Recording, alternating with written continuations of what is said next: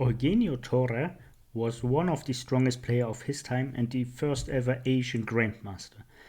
And in this video we are going to take a look at his game against Korchnoi, another legendary player, and the game took place in 1978, so pretty old, but it contains two of the strongest players of their time.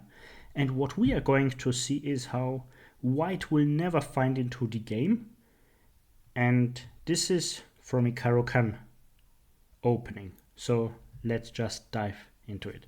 So White plays first e4, Black plays c6, d4, and Black plays d5.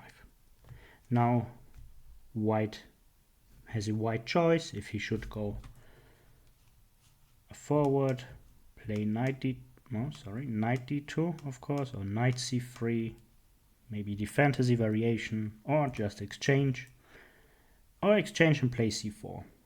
So a broad choice, and Eugenio Torre decides to go for knight c3, and Black takes on e4, knight takes on e4, and Korchnoi, playing the black pieces, decides to go knight to f6. And the point here is that after knight takes f6 check, e takes f6, the black king will feel very safe on g8, and by taking with the e-pawn, this bishop becomes a nice piece. Very often it just goes to d6.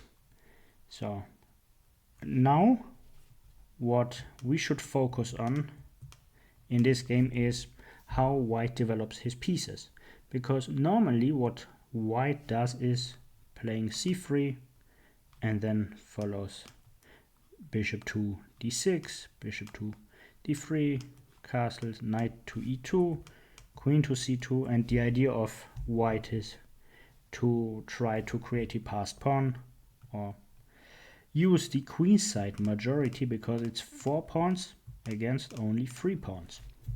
This would be a normal setup, and we have covered this in another game by Parvanyan against Gukesh, where Parvanyan won a brilliant game. So here White decides to go knight to f3, and this move in this structure hasn't the best reputation. Now followed bishop to d6, and now bishop to e2. So recently there is a trend that White plays, if he plays this variation, a bishop d3. And White might have some chances here.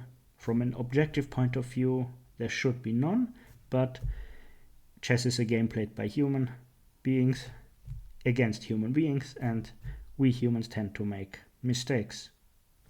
So it's a nice try. Instead, bishop e2 is not a good move, and Korchnoi demonstrates why Black has nothing to worry. So he plays knight to a6 first. He could have also just castled, and the alternative plan is White castles, knight d7, and the rook goes to e8, knight goes to f8, and then knight e6. This is a very standard plan in the Caro Kann, or at least in these structures. Maybe you want to develop this bishop before the knight goes to e6, but it always depends on the position. So let's go back.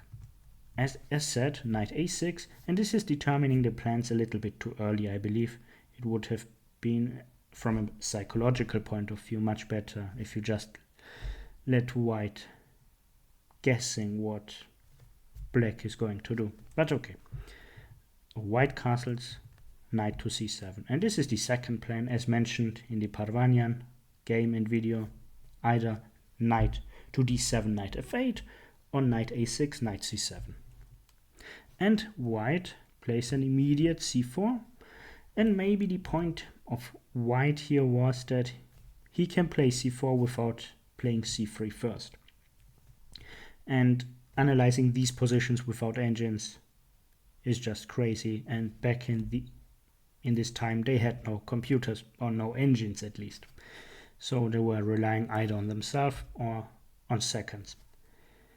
So Black castled, bishop to e3, trying to finish development, rook to to e8 and queen to d2. And now we can see white achieved basically everything regarding development. He has castled, bishops are developed, knight is developed, rooks are connected because the queen is on d2.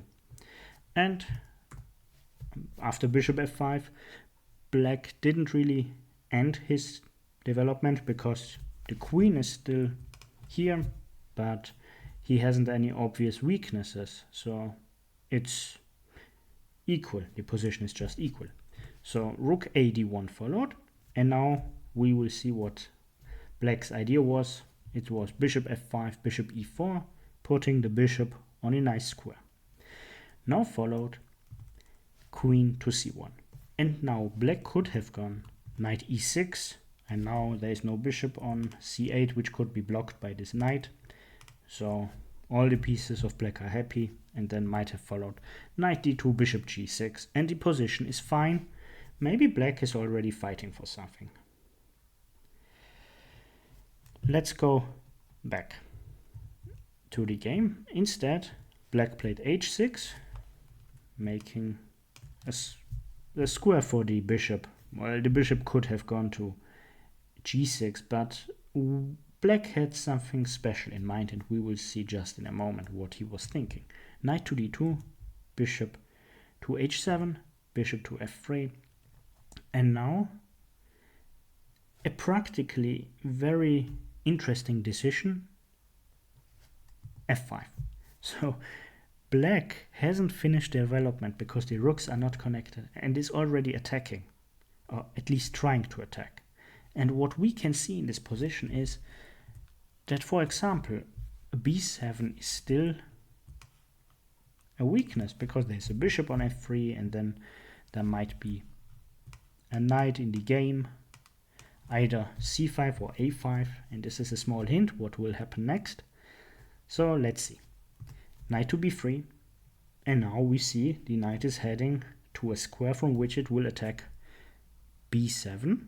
So the best move might be queen to f6, and now the rooks are connected, and then might follow c5 and bishop f8, and black is ready to play g5 very soon. But this didn't happen. Instead, g5 was played immediately, and Torre decided to play knight a5. However, this knight is very unhappy on a5. Let's see where it could have been better. For example, just c5. Now, a move like f4 would not be that good because the knight could take on b7, and queen and bishop are attacked, and you rather want to keep this bishop. You don't want to get rid of it. So what to play instead? So what about g4? Let's say the knight takes again on b7, and now it's your turn.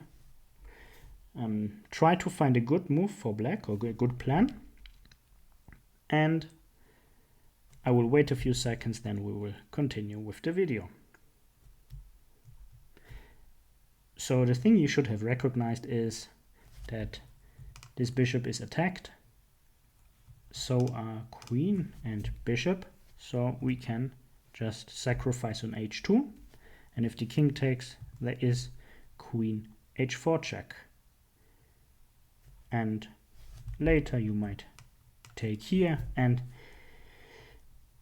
white's king is in really big trouble. So let's go back.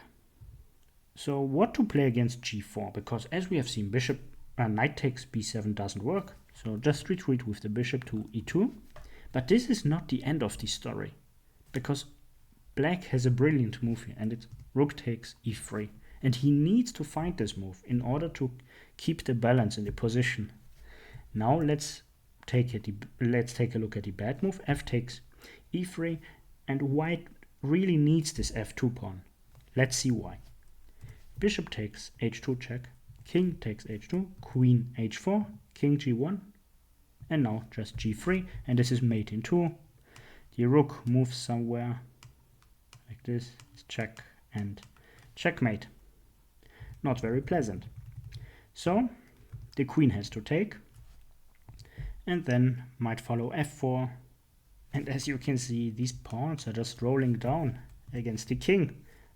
Black hasn't finished development, is down material, but the position might be equal, because after f3, the king is going to be weak. G takes f3, G takes f3, bishop takes f3, and there might follow queen h4. And this is just to illustrate you that white should really pay attention to what he is doing here. So he should stop this attack. But now let's go back, because this would be just too much to cover. And knight a5 was played, as I said.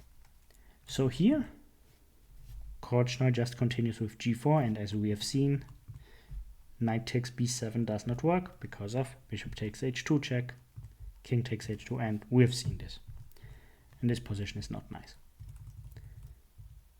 So bishop to e2 played, but now the difference is that the knight is on a5 and out of the game basically, and also not well defended.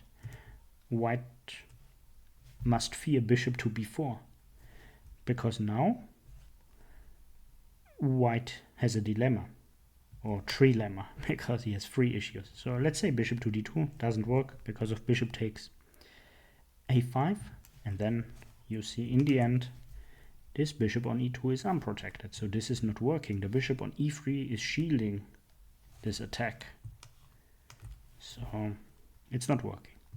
So what about knight b3? This also does not work because of f4, bishop d2, and now there is no need to take, because also this is a threat, but just ignore this and play f3.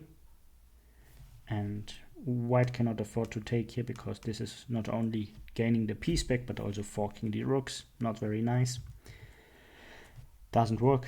So let's say g takes f3, and now just bishop to d6, rook fe1 to get this square here, because these might have been the moves that had followed. And g takes f3, bishop takes f3, and queen h4 again. So as you can see, there are a lot of ideas with this queen h4 and the pawn push to f3.